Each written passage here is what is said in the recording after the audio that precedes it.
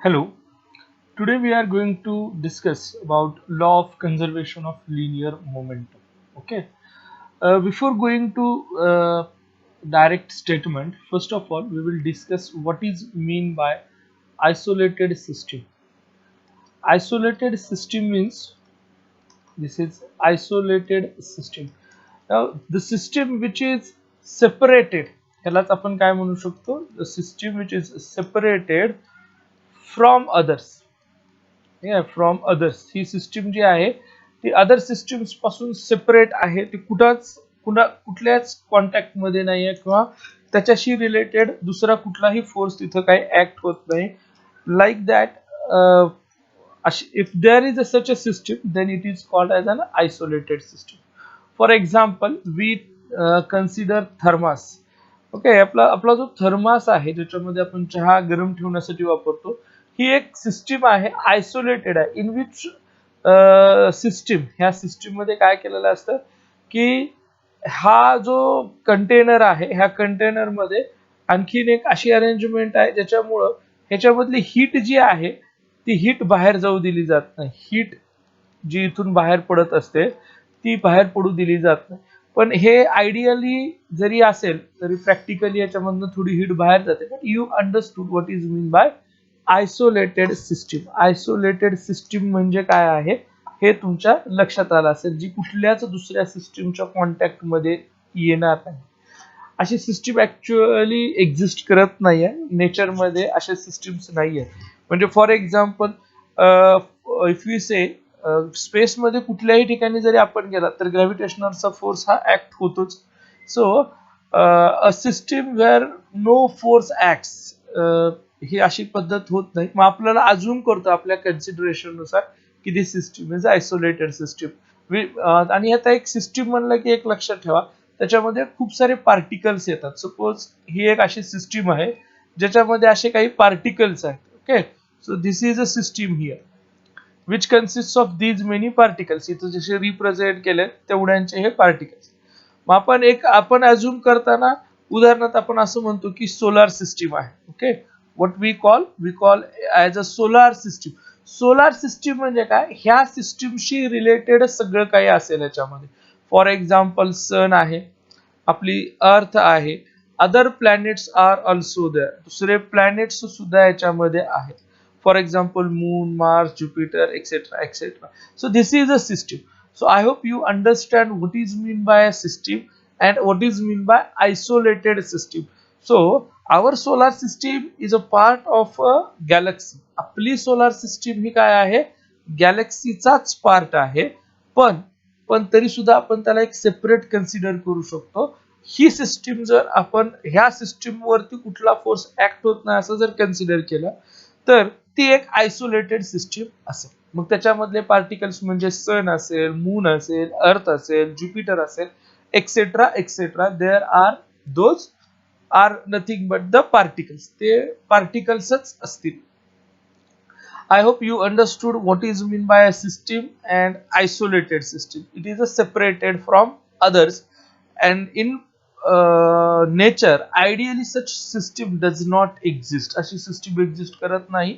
Gravitationचा force सगळीकडेच आहे. But for our consideration, we will assume system is isolated system. For example, our solar system, which will be having our own sun and our planets, nothing else. Okay, now moving towards actual point, law of conservation of linear momentum. Now, first of all, this is a statement. What is mean by conservation? Conservation, or the total statement, law of conservation of momentum, it means this momentum will be conserved. Momentum will be conserved means it may change for one particle. हा जो आहे, it may change for one particle. But if we consider a system, it may change for one particle or other particle change होत असेल, 1-2 particle साठी change होत असेल, third particle साठी चेंजच होत नसेल, पण ओव्हरऑल सिस्टीमचा जो मोमेंटम आहे तो चेंज होत नाही. Okay, but there must be a condition, no external force. acts on a system. Okay, so if no external force acts on a system, such a system is called as isolated system of constant mass, and total momentum of system remains constant with the time. I hope you understand. हे फक्त एका अशा सिस्टीमसाठी आहे जी isolated system आहे, जिच्यावरती कुठलाही दुसरा force act होत नाही आहे. For that particular system the momentum is conserved, it will not change. It means previous केसमध्ये जे मोमेंटम होतं तेच नेक्स्ट सिच्युएशन मध्ये असेल. म्हणजे चला आपण असं म्हणू शकतो, initial momentum is equal to final momentum. P stands for momentum. Okay, हे आपण लिनियर मोमेंटमच्या संदर्भात सध्याचं स्टेटमेंट सांगितलं. So momentum which was at initial stage it will be the same at afterward stage. त्याच्यानंतरच्या स्टेप्स मध्ये सुद्धा ते कसं असणार आहे, सेमच असेल. Okay, so law of conservation I will again read out. If no external force acts on a system, that is, a system is an isolated system of constant mass, the total momentum of system remains constant with time. Total momentum of the system remains constant with time. It will not change.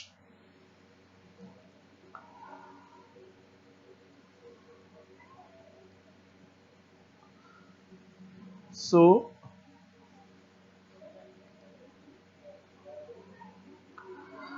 if you see this, आपण जे आता statement बघितलं त्याच्यामध्ये आपण काय म्हणू शकतो की फोर्स जो आहे हा फोर्स कसा आहे, एक्सटर्नल फोर्स, आणि हे कसा आहे, झिरो.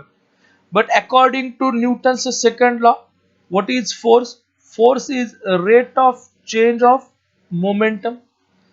फोर्स हा काय आहे, rate of change of momentum असा असेल. आता आपण ऑलरेडी सांगितलंय की फोर्स हा झिरो आहे, एक्सटर्नल फोर्स झिरो आहे. It means what, dp by dt is zero. Dp by dt काय येईल, zero. Rate of change of momentum is zero. But there is a property, हे प्रॉपर्टी आहे in mathematics, that differentiation, हे महत्वाचा point असेल, लक्षात ठेवा. Differentiation of a constant, important one, of a constant is zero. जर एखादा कॉन्स्टंट असेल आणि त्याचं जर डिफरन्शिएशन आपण करत आहात, then that differentiation is a constant. Hence here, for an isolated system, if there is no external force, then this f is equal to 0. And according to Newton's law, हे कुठला आहे, according to Newton's law, which law? Newton's second law, that f is equal to dp by dt, that is rate of change of momentum.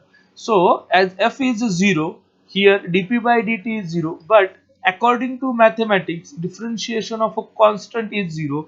It means what? आता इथे differentiation कुणाचं केलं गेलेलं आहे ह्या ठिकाणी, it is a differentiation of momentum here. What is this, d by dt of p. So it means p is constant. लक्षात ठेवा, p काय आहे, हे कॉन्स्टंट आहे. पण हे p कुणासाठीचं असेल, एका पार्टिकल साठीचं असेल का, नाही. This is momentum, this is momentum of system. हे कुणाचं मोमेंटम आहे, सिस्टीमचं मोमेंटम आहे. मग त्याच्यामध्ये खूप सारे पार्टिकल्स असू शकतात. I hope you understood this one. If f is 0, dp by dt is 0, and which proves that the linear momentum or the momentum of the system, again I am repeating, momentum of the system is 0. Now मगाशी सांगितल्या पद्धतीने जर आपण असं assume केले की ही एक system आहे आणि याच्यामध्ये एवढे सगळे पार्टिकल्स आहेत, ठीक आहे, आणि ह्या प्रत्येक पार्टिकलला मास वेगळं असू शकतं आणि त्यांच्या व्हेलॉसिटीज वेगळ्या असतील, म्हणजे थोडक्यात त्यांचे मोमेंटम्स वेगळे आहेत. So I will consider there are n number of particles. So momentum for each particle will be p1, the other particle is p2, other particle is p3, p4, and so on. असे momentums असणार आहे. If we add them P1 plus P2 plus P3 plus P4 so on, it is nothing but P. हेच काय असेल total value काय हे momentum कुणाचं आहे हे सिस्टीमचं मोमेंटम आहे. तर हे P कसं आहे इथंच आता सांगितलं हे कॉन्स्टंट आहे. हे जर कॉन्स्टंट असेल तर ह्याचाच अर्थ काय आपण जे हे ऍडिशन घेतलेलं आहे P1 plus P2 plus P3 plus P4 plus so on जेवढे पार्टिकल्स असतील त्या सगळ्यांच्या मोमेंटमचं ऍडिशन जे आहे ते कसं येईल it will be a constant value. ही जी आहे ती व्हॅल्यू कशी असेल कॉन्स्टंट व्हॅल्यू असणार. ओके सो सिस्टीमचं मोमेंटम चेंज झालं का इथं चेंज झालेलं नाही. ठीक आहे आताच आपण सांगितलं की मोमेंटम ऍज इट इज राहत आहे. So P1 vector plus P2 vector plus so on हे जेवढे असतील तेवढे हे काय सांगितले मी कॉन्स्टंट सांगितले. हेच आपण जर व्हेलॉसिटीच्या टर्म्स मध्ये जर लिहित असाल तर इथं काय स्टेटमेंट येईल M1 V1 plus M2 V2 plus M3 V3 and so on which will be equal to constant. हे मोमेंटमच आहे आणि हे कसं सांगितलंय मी इथं कॉन्स्टंट आहे असं. ठीक आहे moving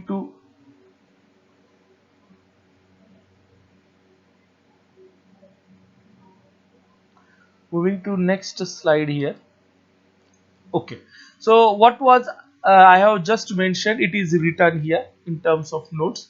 So this equation shows that absence of external force for a closed system. Closed system म्हणजेच काय आहे आयसोलेटेड सिस्टीम आहे. म्हणजे ह्याचा दुसऱ्या कुठल्या सिस्टीमचा किंवा त्याच्या सराउंडिंग सोबत कसलाही संबंध नाही. The linear momentum of individual particle may change हे हेच सांगते. हे काय असेल एका पार्टिकलचं मोमेंटम असेल हे दुसऱ्या पार्टिकलचं मोमेंटम असेल हे तिसऱ्या चौथ्या पाचव्या पण ह्या सगळ्यांची ऍडिशन म्हणजे काय हे टोटल मोमेंटम येतं and this will be a constant. This will be constant.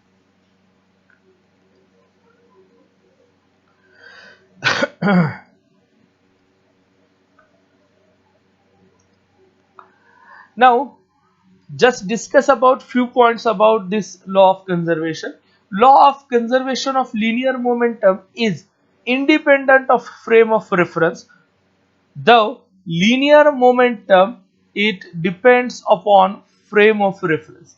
हे जे स्टेटमेंट इथे सांगितलं की law of conservation of momentum is independent of frame of reference. So we do have two frame of reference. One is inertial frame of reference which is called as non-accelerated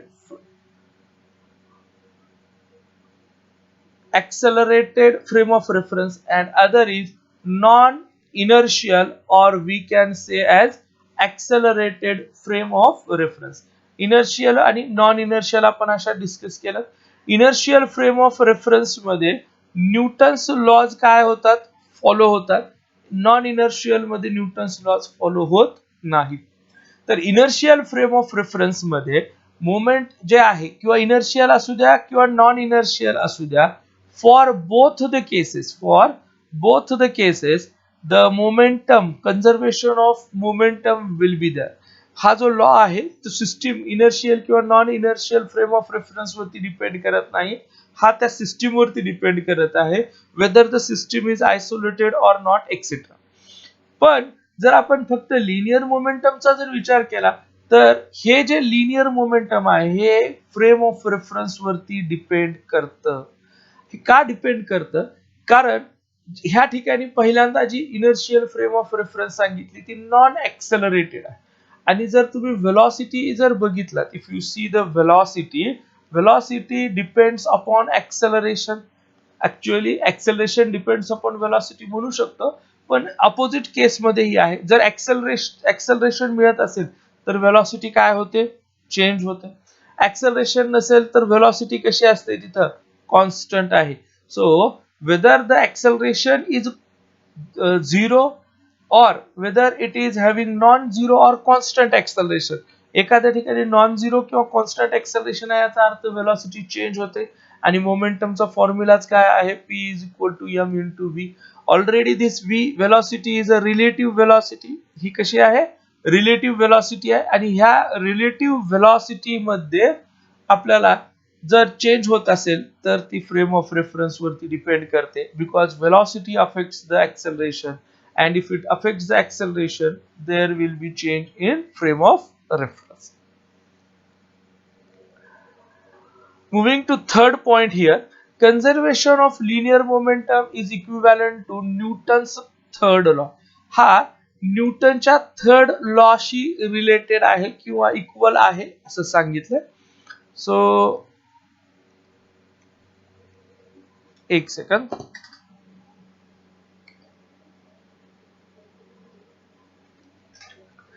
न्यूटनच्या third लॉचा आपण विचार करूया. न्यूटनच्या third लॉशी related आहे असं म्हटलंय. तर हा जो आहे न्यूटनच्या थर्ड लॉशी, तर न्यूटनचा थर्ड लॉ काय आहे? There will be always action and reaction forces. आणि कंझर्वेशन ऑफ फोर्स आपल्याला काय सांगते? कंझर्वेशन ऑफ मोमेंटम आपल्याला काय सांगत आहे की मोमेंटम सिस्टीमचं चेंज होतं का? चेंज होत नाही. सो जर आपण एखाद्या सिस्टीम मध्ये दोनच पार्टिकल्स घेतले, ओके, टू पार्टिकल सिस्टीमचा आपण विचार करूया. Two particle system means which consist of only two particles. Here they will have different masses, but according to law of conservation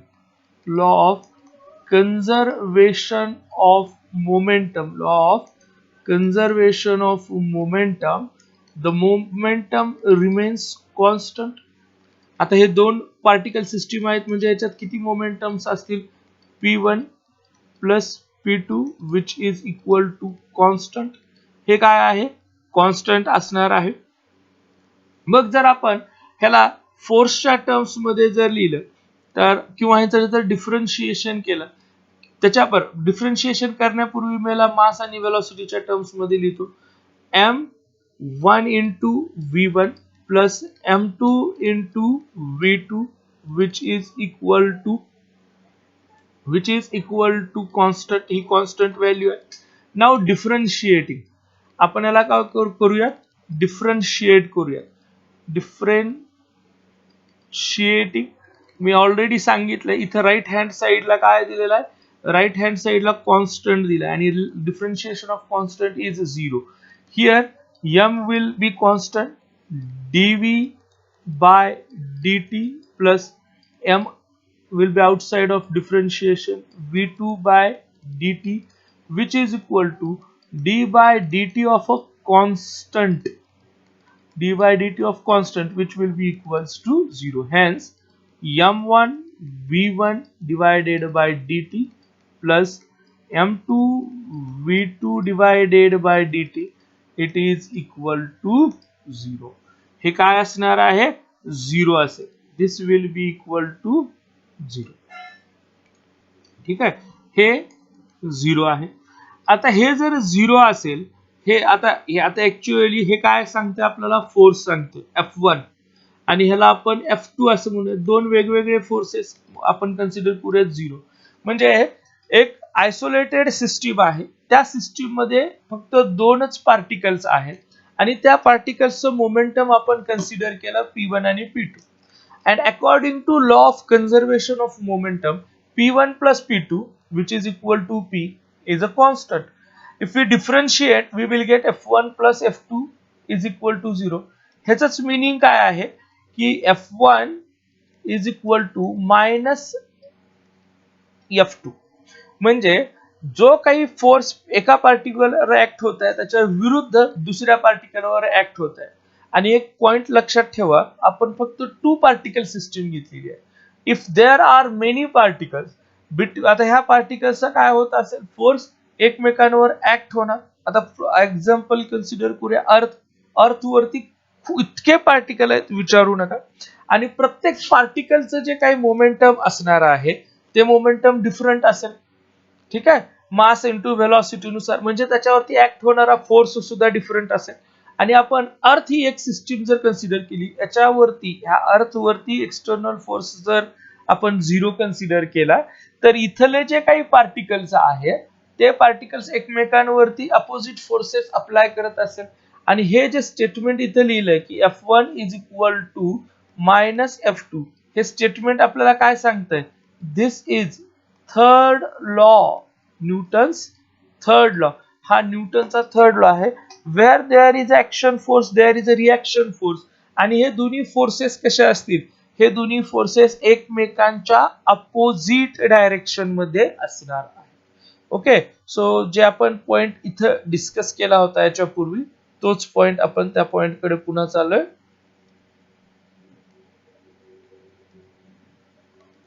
okay, हे आत्ताच इथं आपण डिस्कस केलं. हे बघा इथं की for every action there is equal and opposite reaction which is Newton's third law. हे स्टेटमेंट आत्ताच मी सांगितलं. ठीक आहे.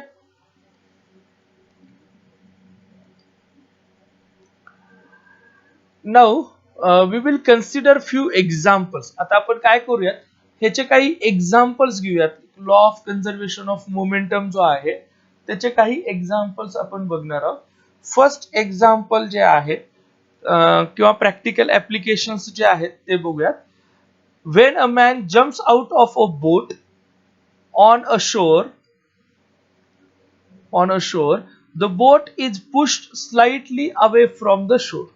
म्हणजे की इथं काय कंडिशन दिलेली आहे की शोर, एखाद्या काठावरती जर एक माणूस बोटीमधून उतरत आहे, ठीक आहे, एक बोट आहे, त्या बोटीमधून तो माणूस काय होतोय, उतरत आहे. ह्या इथं पाणी आहे असं, ठीक आहे.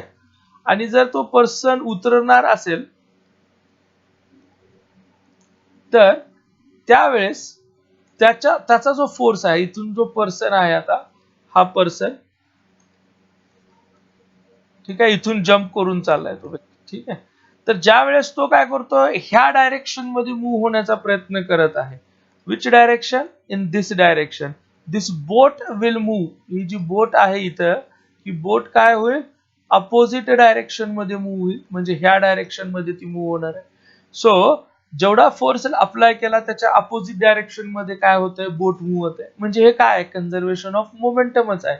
आणि आत्ताच तो पॉइंट बघितला की F2 is equal to minus F1, हे आपण आत्ताच डिस्कस केले, किंवा F1 is equal to minus F2 आहे.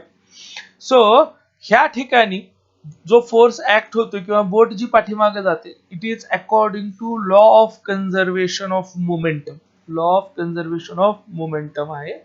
आणि त्याचबरोबर न्यूटन्स थर्ड लॉ आपण म्हणू शकता. जर सपोज एक्झाम मध्ये आलं आणि त्याच्यामध्ये फर्स्ट ऑप्शनला law of conservation of motion आहे, बी ऑप्शन जे आहे ते असंच आहे, सी ऑप्शन मध्ये जर याच्यात दिलं की it is conservation of linear momentum, आणि डी ऑप्शन मग surely both A and C असं असायला पाहिजे, कारण हे कन्झर्वेशन ऑफ मोमेंटम आहे. त्याचबरोबर third law, Newton's third law, which is action reaction forces are equal.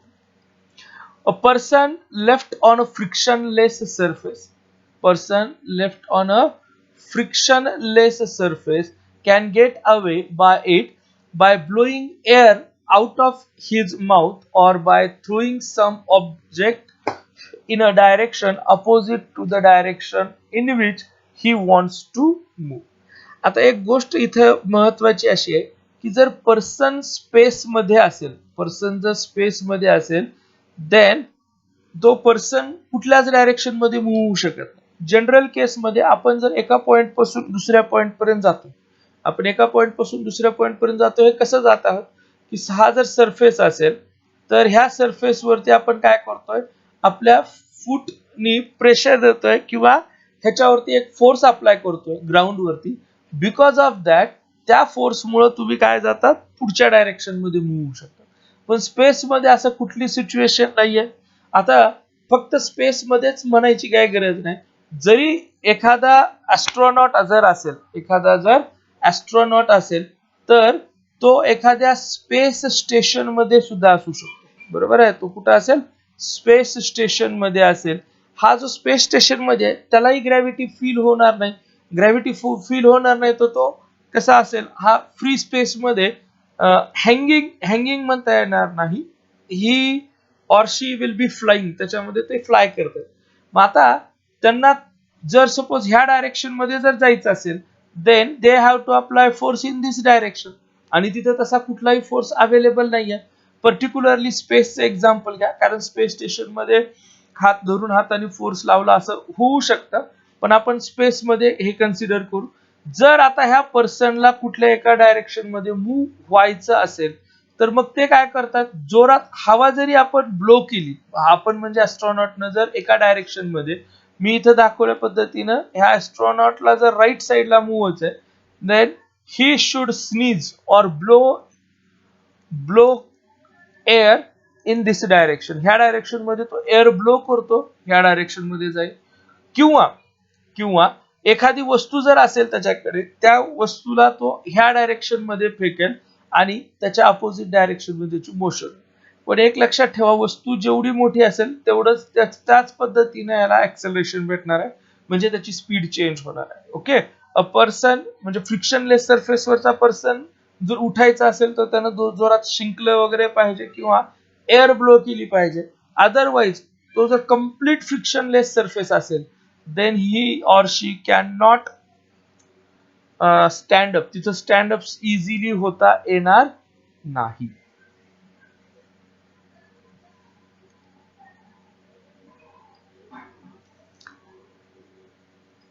Now we will see example of a gun. आपण रिकॉइल गन हा शब्द लक्षात ठेवा. रिकॉइल गन म्हणजे काय? जी गन बुलेट फायर केल्यानंतर बॅक साइडला येते, म्हणजे त्याला आपण रिकॉइलिंग म्हणतो. गनची मोशन अपोजिट साइड मध्ये जे आहे त्याला आपण रिकॉइलिंग असं म्हणतोय ऑफ अ गन. आता ऑब्विसली फॉर एक्झाम्पल ह्या ठिकाणी ह्या गन मधून एक बुलेट फायर केली आहे, त्याची वेलॉसिटी व्हीबी आहे. तर आपण आत्ताच बघितलं की टू पार्टिकल सिस्टीम मध्ये F1 is equal to minus F2 आहे. आता जर आपण ही टू पार्टिकल सिस्टीम कन्सिडर केली, टू पार्टिकल सिस्टीम मध्ये काय काय आहे? इथं एक आहे बुलेट आणि दुसरं काय आहे? गन आहे. If we consider bullet and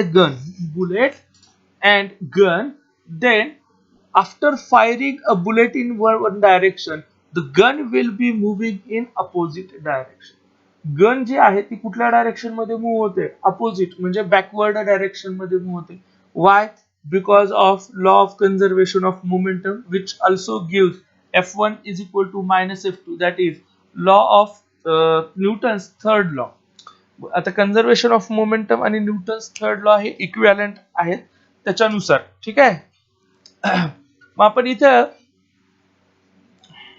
consider केलंय की मास जे आहे, गनचं जे मास आहे ते mg न रिप्रेझेंट करतोय, बुलेटचं जे मास आहे ते आपण mb न रिप्रेझेंट करतोय. आता ज्या वेलॉसिटीनं बुलेट पुढे जाईल किंवा फायर केली जाईल, तिची ती वेलॉसिटी आपण vb असं रिप्रेझेंट करतोय, आणि जी गनची वेलॉसिटी आपल्याला मिळते that velocity is vg. Now initial momentum, initially before firing बुलेटची स्पीड किती असेल हो, किंवा गनची स्पीड किती असेल? ऑब्विसली बुलेट फायर केली नाही किंवा गन फायर केली नाही, ती एका पर्टिक्युलर पोझिशन मध्ये आपण फिक्स करून ठेवलेली आहे किंवा आपण धरलेली आहे, समजा गृहीत धर. तर त्यावेळेस तिची वेलॉसिटी किती असेल? बुलेट किंवा गन दोघांची वेलॉसिटी काय असणार आहे? इथं झिरो असणार आहे. मग वेलॉसिटी जर झिरो आहे, तर ह्या two particle means bullet and gun, ह्यांचं जे मोमेंटम आहे ते मोमेंटम किती झालं? झिरो झालं. The momentum of initial momentum of system is zero. When we fire a bullet, ज्या मोमेंटला आपण काय करतोय? बुलेट फायर करतोय, त्यावेळेस ते जे फायनल मोमेंटम आहे, ठीक आहे, फायनल मोमेंटम जे आहे ते मोमेंटम आपल्याला कसं मिळतं? मास of gun into velocity of a gun plus mass of a bullet into velocity of a bullet. This is the momentum, final momentum. But what is law of conservation tells us that this is if this is initial momentum is equal to final momentum. Initial momentum equal to काय असणार आहे, final momentum असेल. Hence here, okay, एक minute.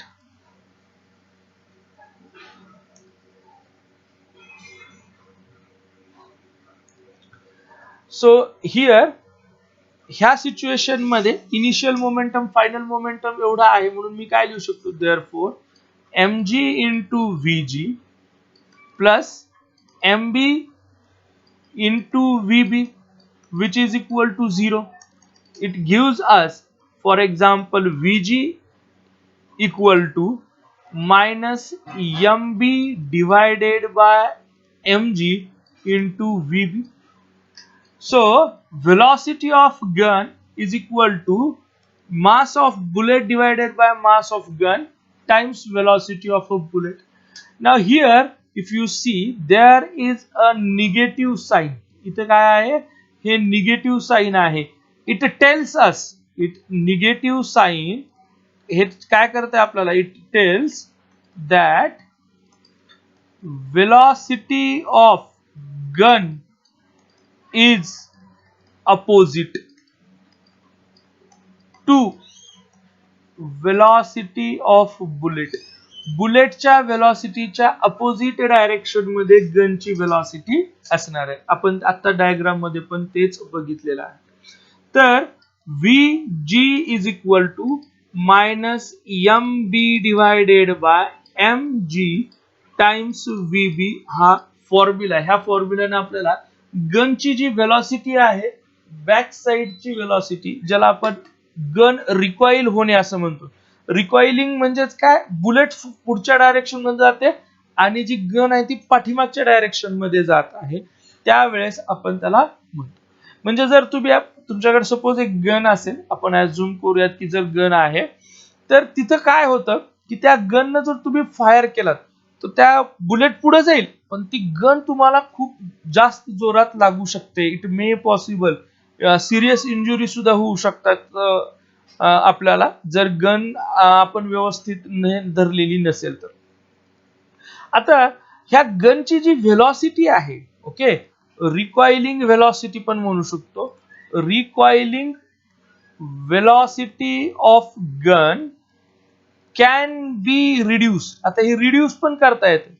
मग कशी करता येईल reduce, की जो कुणी तो गन पकडणार आहे आणि एम धरून बुलेट फायर करणार आहे, त्या पर्सन ती जी गन आहे ती फिक्स आपल्या खांद्यावरती ठेवली पाहिजे. खांद्यावरती म्हणजे खांद्याचा त्याला सपोर्ट घेतला पाहिजे. त्याच्यामुळं इथं काय होतंय, टोटल मास, ह्या इथं total mass of gun is equal to mass of gun plus mass of holder. Holder म्हणजे तो पर्सन जो आहे, तो ज्या पर्सननं ते गन होल्ड केली आहे त्या पर्सनचं जे मास आहे ते ऍडअप होईल. ठीक आहे, ते काय होईल याच्यामध्ये ऍडअप होईल. आत्ताच प्रिव्हियस केस मध्ये आपण काय बघितलं होतं की जे काही आहे आता ह्या सिच्युएशन मध्ये इथं जर तुम्ही बघितलात तर ह्या इथं मला काय म्हणता येते, जर समजा बुलेटचं मास आणि वेलॉसिटी आपण कॉन्स्टंट असं जर म्हटलं, this velocity of a gun is inversely proportional to mass of a gun. हे कशा पद्धतीने वाढवता येईल, हे ह्या पद्धतीने वाढवता येईल. To hold recoiling can be reduce. इथं हे वाढवलं जाईल. if gun is hold very properly, gun is hold properly, जर गन प्रॉपरली होल्ड केली असेल तर त्या पर्सनचं मास जे आहे ते मास, आता बघा, मास of gun plus mass of person, तर हे गनचं मास असेल प्लस जो कोणी मॅन आहे, पर्सन आहे, त्यांचं पण हे मास आहे. Because of that this Vg equals to minus mb, okay, into VB divided by, okay, divided by mass of a gun plus mass of person who is holding the gun. Now here in this scenario, if you see this, ह्याच्यामध्ये जी गनची velocity आहे ती inverse proportional होत आहे. कुणाच्या inverse proportion मध्ये जात आहे? ही mg प्लस mp च्या प्रोपोर्शन मध्ये जाते. If I write this is equation 1 and this is equation 2, तर आपल्या असं लक्षात येते की व्हेलॉसिटी जी की इन्व्हर्सली प्रोपोर्शनल आहे गनच्या मासला, आता ती मास ऑफ गन प्लस पर्सन, आणि पर्सनचं मास खूप जास्त आहे, त्याच्यामुळे जी रिकॉइलिंग व्हेलॉसिटी आहे गनची ती कमी होते. रिकॉइलिंग व्हेलॉसिटी काय होते? रिड्यूस होते, कमी होते. आणि गनची व्हेलॉसिटी रिड्यूस झाली तर जो पर्सन होल्ड करत आहे त्या पर्सनला इंजुरी होण्याचे चान्सेस कमी होतात. ठीक आहे, त्याच्यासाठी गन प्रॉपर होल्ड करायला पाहिजे अशी इन्स्ट्रक्शन्स दिल्या जातात.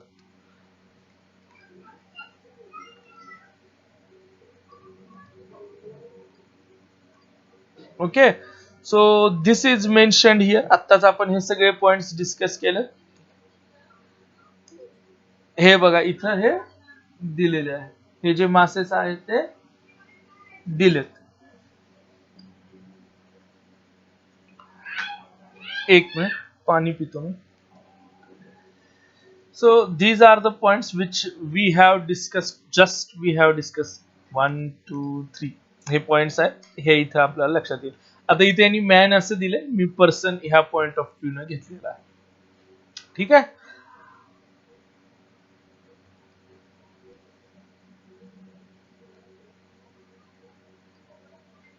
Okay, now next application. आता आपण actually law of conservation of momentum हा पॉइंट डिस्कस करतोय. ह्या पॉइंट मध्ये आपण 4 एक्झाम्पल्स बघितले की एक पर्सन बोट मधून उतरत असेल तर बोट पाठीमागच्या डायरेक्शन मध्ये ढकलली जाते. दुसरे एक्झाम्पल जे होतं की एखादा पर्सन कंप्लीट फ्रिक्शनलेस सरफेस वरती आहे, तो उभा तर राहू शकणार नाहीये, किंवा उभा असेल तर एकाच पोझिशन मध्ये राहील. And if the person is horizontally lying on the frictionless surface, जो frictionless surface वरती horizontally तो जर असेल तर त्याला उठण्यासाठी फ्रिक्शन काही सपोर्ट करणार नाही, कारण आपण ऑलरेडी सांगितले फ्रिक्शनलेस हात वगैरे ठेवून पाय वगैरे ह्याच्यानं तो उठू शकत नाही. तर त्या पर्सननं जर सपोज ब्लो केला किंवा स्पेस मध्ये असेल पर्सन, त्यावेळेस तो त्याच्या अपोजिट डायरेक्शन मध्ये जातो, म्हणजे उठू शकतोय अशा पद्धतीने. ठीक आहे. आता ह्या इथं आपण तिसरे एक्झाम्पल गनचं घेतलं. रिकॉइल व्हेलॉसिटी ती कशा पद्धतीने डिपेंड करते? मास of a gun and mass of a holder, त्याच्यानुसार ती रिकॉइलिंग व्हेलॉसिटी किंवा गनची व्हेलॉसिटी आपण कमी जास्त करू शकतो.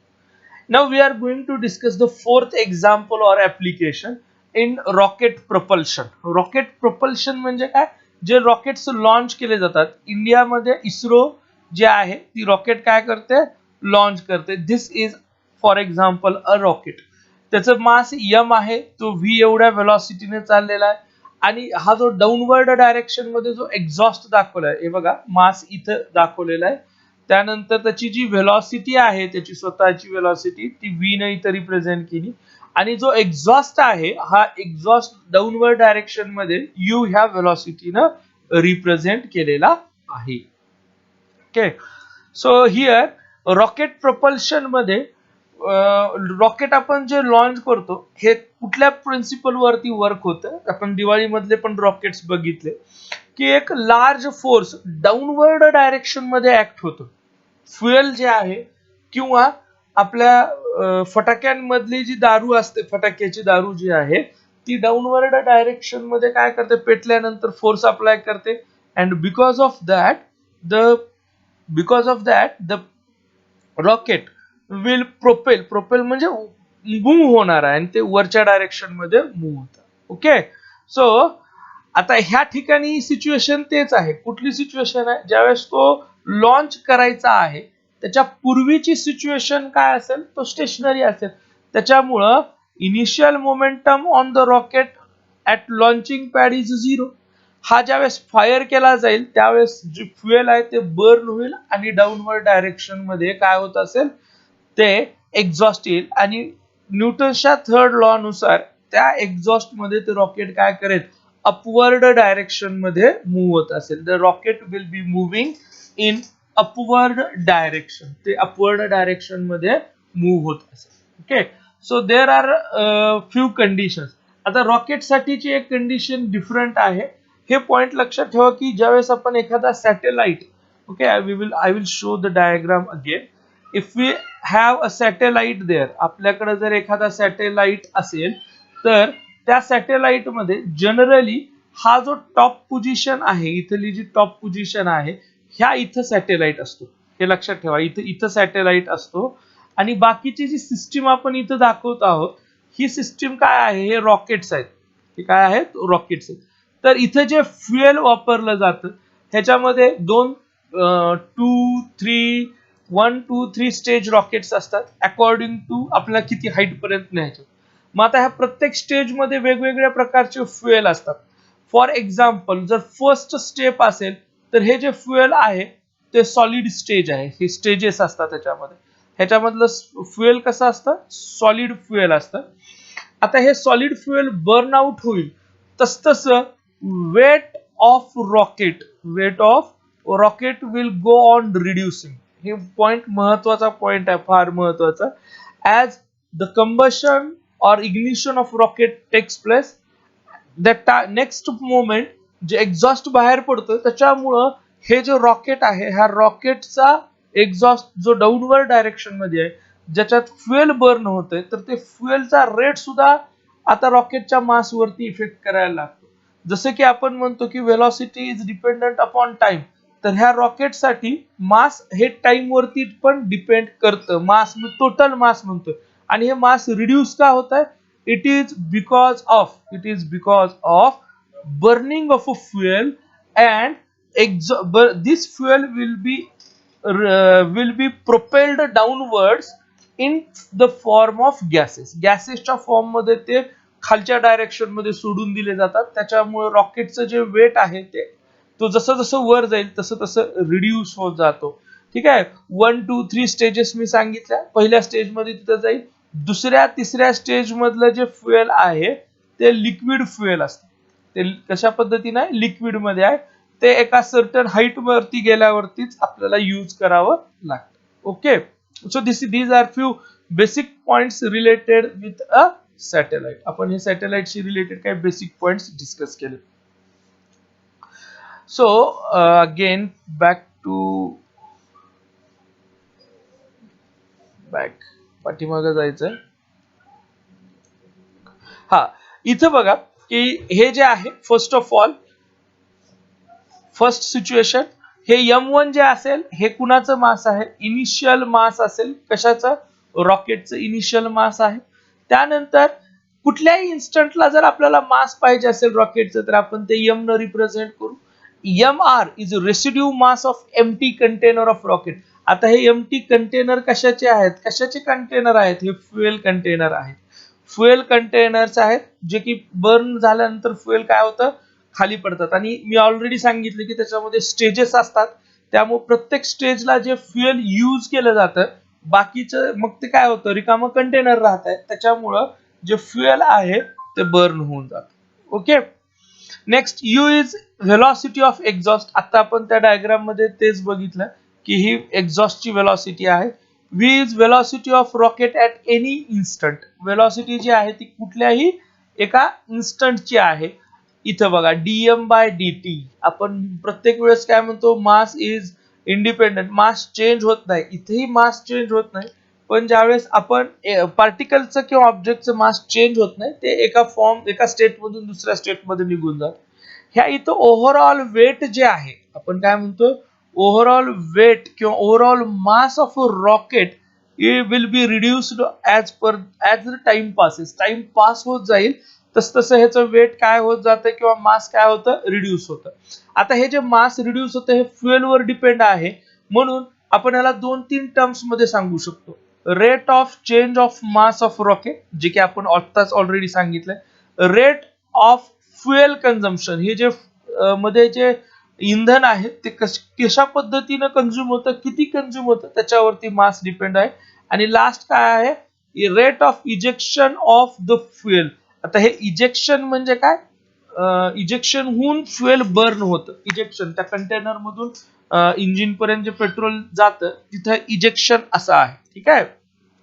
तुम्ही बघितलं असेल, तुम्ही जर बाईक चालवत असाल तर बाईक वरती आपल्याकडच्या बाईक वरती 3 नाव असतात, लॉक, ऑफ आणि इजेक्शन. इंजिन ऍक्च्युली ते सॉरी इग्निशन असं असतं आणि त्या इग्निशनच्या प्रोसेसमध्ये हे इजेक्शन होतं. म्हणजे पेट्रोल किंवा डिझेलचा जो टँक आहे किंवा फ्युएलचा जो टँक आहे तिथून इंजिन पर्यंत जाण्याचे एक प्रोसेस आहे, त्याला आपण इजेक्शन असं म्हणतो. डोंट गो तेवढं काय डीप मध्ये जाण्याची गरज नाही. पण हे रेट जो आहे, मासचा जो रेट आहे तो डिपेंड करतो. इथं मास चेंज होत आहे, हा खूप महत्वाचा पॉइंट आहे. You have to remember this point.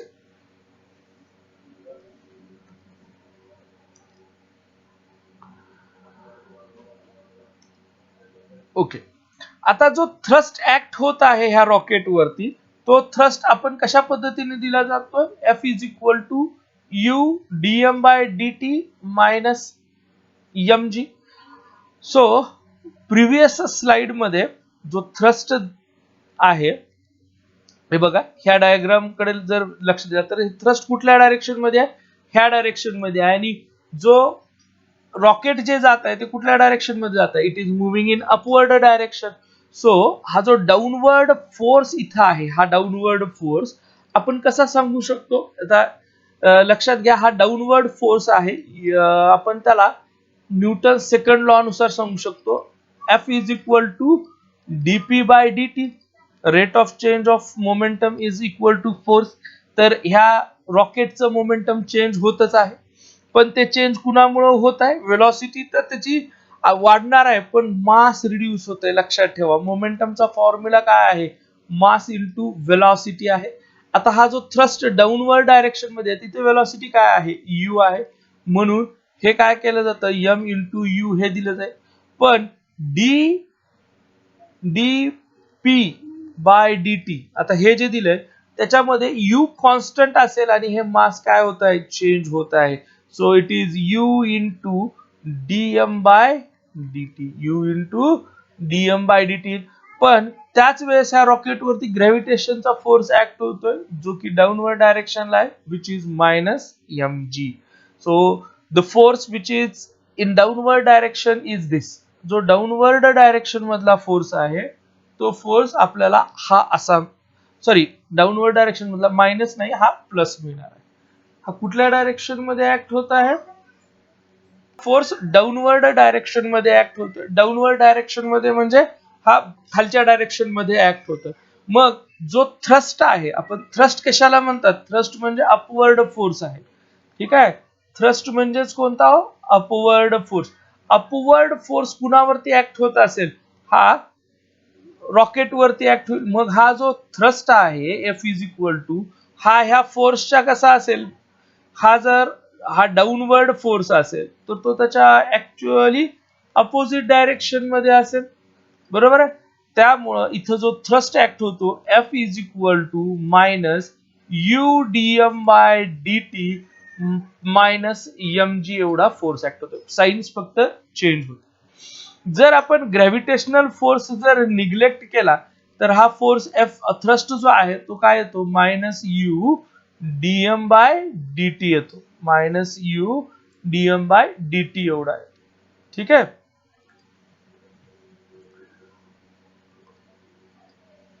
तो इथं दाखवलाय, तोच इथं दाखवलाय की बघा हा थ्रस्ट जो आहे तो U minus U DM by D T minus M G असं सांगितलंय.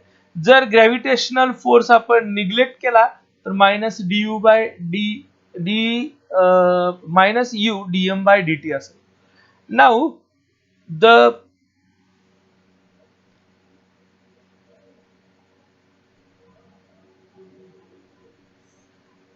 हे जे ऍक्सेलरेशन आहे, आता ह्याच्यात ऍक्सेलरेशन डायरेक्ट ग्रॅव्हिटीशी निग्लेक्ट करून सांगितलंय, पण ह्याच्या इथं ऍक्सेलरेशन कसं येणार आहे, ऍक्सेलरेशन इथं एफ इज इक्वल टू काय असेल, हा जो एफ आहे तो एफ इंटू ए असणार आहे. Therefore A is equal to minus U divided by M dm divided by dt minus mg. लक्षात ठेवा m हे जे मास आहे ते कुठल्याही एका इन्स्टंटला असेल. हा जो आहे तो rate of change of mass आहे आणि हे ऍक्सेलरेशन दिले जातं. जर आपण ह्या ठिकाणी ग्रॅव्हिटेशनल ऍक्सेलरेशन सॉरी इथं ग्रॅव्हिटेशनल ऍक्सेलरेशन मध्ये हा फॉर्म्युला इथं थोडा बदल होईल. एक मिनिट मी पुन्हा लिहितो. हा इथं जे ऍक्सेलरेशन आहे ते कसं दिलं जाईल मायनस यू बाय एम इथं येतं dm बाय dt मायनस इथं सुद्धा mg ला m न डिवाइड झाल्यावरती m कॅन्सल होईल. Hence a is equal to minus u divided by m into dm by dt minus g हा फॉर्म्युला येतो. मायनस g हा फॉर्म्युला. हे काय आहे ऍक्सेलरेशन आहे. This is the acceleration acting on the rocket in upward direction. कुठल्या direction मध्ये upward direction मध्ये हे ऍक्सेलरेशन ऍक्ट होत असेल. ह्या इथं मायनस साइन असली पाहिजे. ओके अँड विदाउट ग्रॅव्हिटेशन म्हणजे इथला जो जी आहे मायनस हे इथं कॅन्सल झाला. Okay I hope you understood this point as well. Moving to next slide. Now त्याच्यासाठी आपण एक पॉइंट डिस्कस करूयात की इथं वेलॉसिटी दिलेला आहे. एक मिनिट.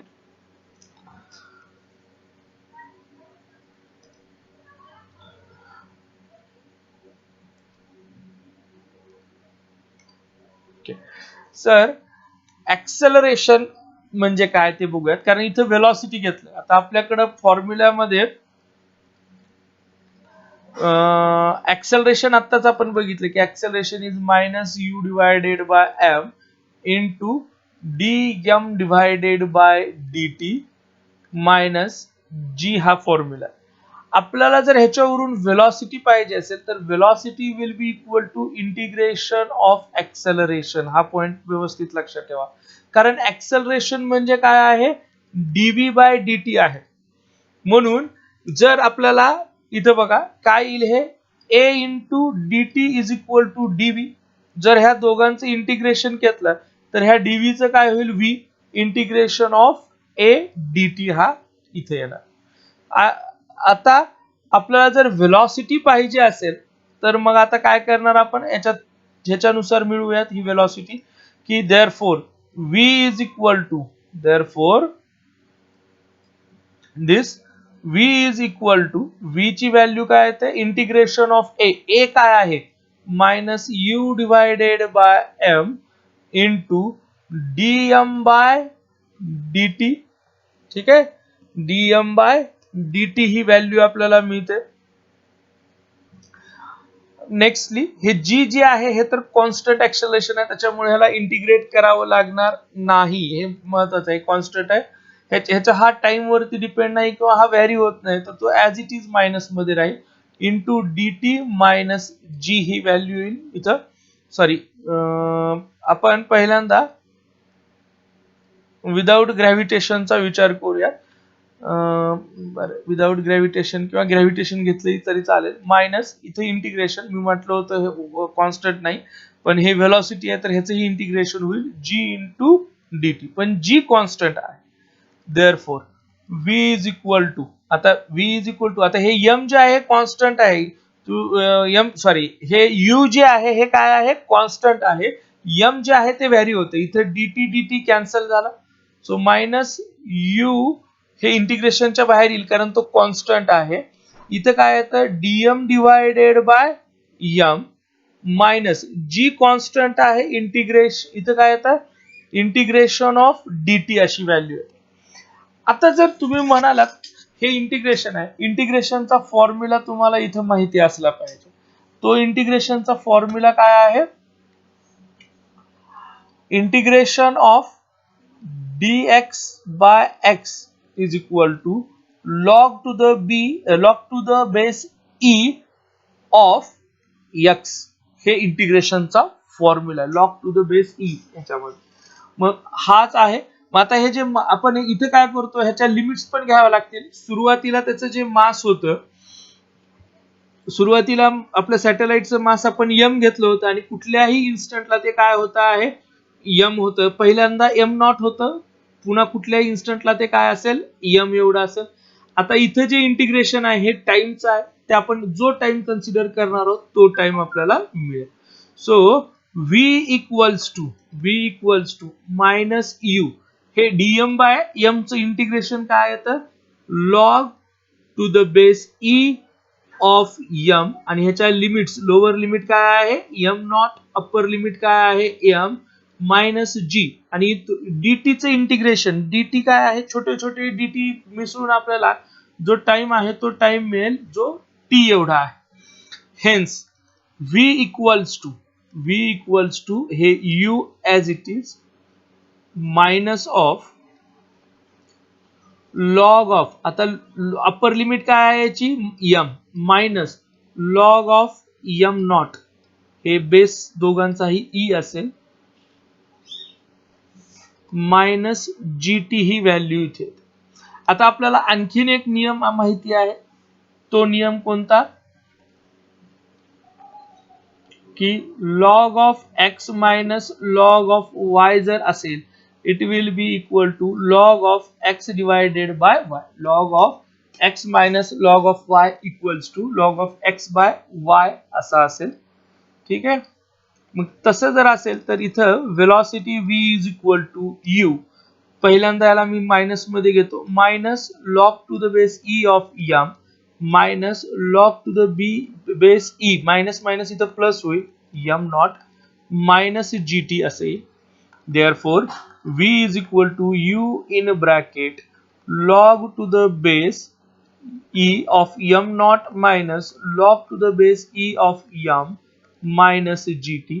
वरचा आपण हा फॉर्म्युला यूज करूया, त्याच्यावरून v is equal to u into log to the base e m naught divided by m minus gt आपल्याला मिळेल. So this is the equation, हे मी तुम्हाला पूर्ण डिराईव्ह करून दाखवलंय. हे इक्वेशन कशाचं आहे वेलॉसिटीचं आहे ऍट एनी इन्स्टंट, कुठल्याही इन्स्टंटला हे काय आहे ह्याचं मास असणार, सॉरी वेलॉसिटी असणार आहे m naught divided by m च्या टर्म्स मध्ये हे आलं, m naught divided by m च्या टर्म्स मध्ये आलं. Okay, moving to our slides.